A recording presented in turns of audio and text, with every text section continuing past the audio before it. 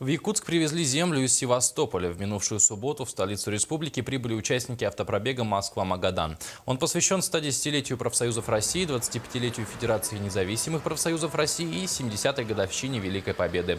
По прибытию в Якутск участники автопробега провели митинг, посвященный 70-летию Победы, где состоялась церемония передачи земли из города-героя Севастополя.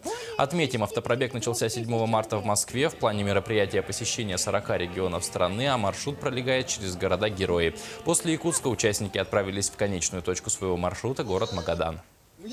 Мы получаем заряд энергии при встрече в каждом городе, при разговоре с ветеранами, с молодыми людьми, с представителями молодежных советов, профсоюзов, с профсоюзными активистами, потому что нас объединяет общая идея. Это идея развития нашей страны, идея того, что мы дети победителей, и поэтому никому не позволим отнять у нас нашу победу.